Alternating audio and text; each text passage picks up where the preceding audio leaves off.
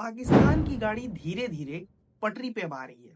पहले ऑस्ट्रेलिया को ऑस्ट्रेलिया में टी20 सीरीज हराया और उसके बाद साउथ अफ्रीका में वनडे सीरीज जीतना ये दिखा रहा है कि पाकिस्तान की क्रिकेट जो पहले जमाने में बड़ी बुलंदियों पर थी, बीच में लड़खड़ाई, फिर उठी और फिर गिर गई। अब वो उस चीज से निकलने की कोशिश कर रहे हैं। बड़े यंग प्लेयर्स आ रहे हैं जो परफॉर्मेंस कर रहे हैं।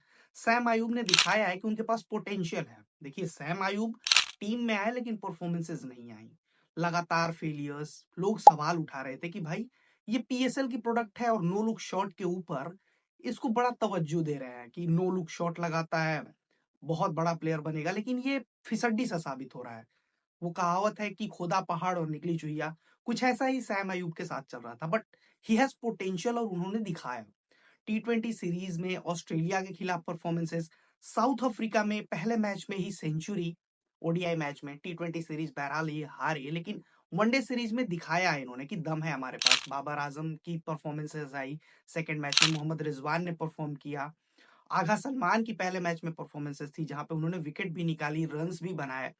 तो ओवरऑल परफॉर्मेंस पाकिस्तान की तरफ से बहुत अच्छी आई। इन बिटवीन पाकिस्तान के बोर्ड में जो प्रॉब्लम्स चल रही थी, अब वो थोड़ा सा सेटल हो रही हैं। कोचेस के मसले अभी भी हैं, म्यूजिकल चेयर की तरह कोचेस बदल रहे हैं। लेकिन जो चेयरमैन की पोजीशन है भाई, वहां पे चेयरमैन को प्रायोरिटी दी जाती है। चेयरमैन सबसे टॉप मोस्ट प्लेस पे बैठा होता है और सारे डिसीजंस उसके होते हैं।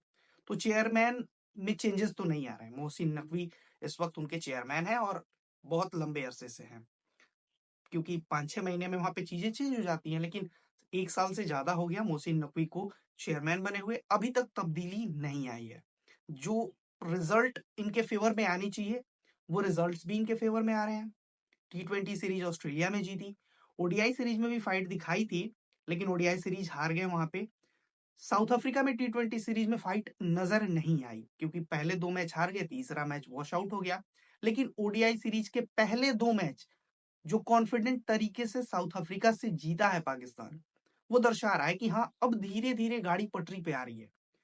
क्योंकि बीच में चीजें बहुत बदल चुकी थी। जेसन गिलेस्पी को तीनों फॉर्मेट का कोच बना दिया गया, जेसन गिलेस्पी भी छोड़ के चले गए। गैरी कर्स्टन को व्हाइट बॉल का कोच बनाया गया था, गैरी कर्स्टन भी 6 महीने में छोड़ के चले गए। तो चीजें पाकिस्तान क्रिकेट बोर्ड में बेहतर नहीं चल रही थी, जो कि बाहर से भी नजर आ रहा था। और पाकिस्तान के एक्स क्रिकेटर्स का जो फॉर्मेशन है उनके प्लेयर्स के साथ, कि इस तरीके के बयान दे देना आके बाहर अपने प्लेयर्स के खिलाफ ही कि ये पर्ची है वो पर्ची है, कहीं ना कहीं पाकिस्तान के प्लेयर्स को मोरली डैमेज कर रहा था, जिसकी वजह से पाकिस्तान के प्लेयर्स की परफॉर्मेंसेस नहीं आ रही थी। वो चीज बाहर से भी नजर आ रही थी, लेकिन पाकिस्तान की मीडिया उसको नहीं दिखा रही थी। पाकिस्तान की मीडिया चैंपियंस ट्रॉफी दिखा रही थी। पहले प्लेयर्स और क्रिकेट बोर्ड के बीच जो चीजें चल रही हैं उसको बेहतर करिए और परफॉर्मेंस पे ध्यान दीजिए। ये बाहर की चीजों पे ध्यान देना बोर्ड का काम होता है, लेकिन मीडिया इतना हाइप मचा के रखा था। इनके एक्स प्लेयर्स बार बार उसी टॉपिक पे जा रहे थे कि चैंपियंस ट्रॉफी में इंडिया का दबदबा, ये वो। तो that is different thing, but आप अपनी टीम पे फोकस करो पहले कि टीम की परफॉर्मेंसेस कैसी आ रही हैं।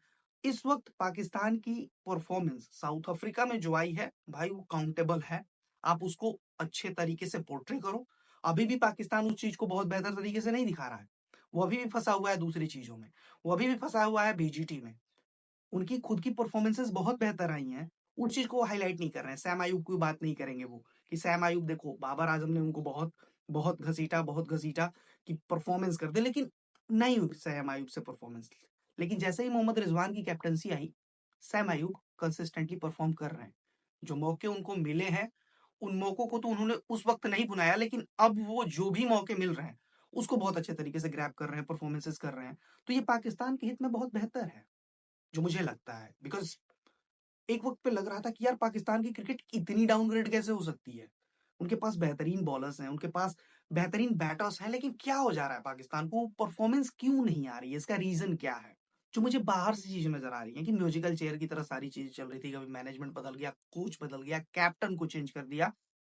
तो इन सब चीजों के बीच प्लेयर कॉन्सेंट्रेट नहीं कर पा रहा था अपने परफॉर्मेंसेस पे, और मुझे ये मेन रीजन लगा जिसकी वजह से पाकिस्तान का डाउनग्रेड हुआ पिछले 2-3 सालों में। Otherwise Pakistan playing supremely best cricket, क्योंकि फास्ट बॉलर्स उनके बहुत अच्छे हैं। इस सीरीज में भी आपको नजर आया होगा, जिस तरीके से नसीम शाह, शाहीन शाह अफरीदी, आगा सलमान, इनकी बॉलिंग बहुत कंसिस्टेंटली बेटर हुई है। पहले पर्सपेक्ट में आप देखिए, जो एक साल पिछले के इनके स्टैट्स उठा के देखिए, उससे बेहतर ही किया है इन्होंने। तो ये डिजर्व करते थे यहाँ पे सीरीज विक्ट्री, लेकिन पाकिस्तान की मीडिया इस चीज को अभी तक दिखा नहीं रही है। वो बस बात तो कर रही है कि साउथ अफ्रीका में पाकिस्तान ने ओडीआई सीरीज जीती, लेकिन इसको जिस तरीके से पोर्ट्रे करना चाहिए उस तरीके से पोर्ट्रे नहीं कर रहे हैं। वो नहीं दिखा रहे हैं कि बाबर आजम की परफॉर्मेंस सेकंड मैच में आई। वो नहीं दिखाना चाह रहे हैं कि रिजवान ने बहुत अच्छे तरीके से टीम को लीड किया, क्योंकि उनको खुद ही मसाला नहीं मिल रहा।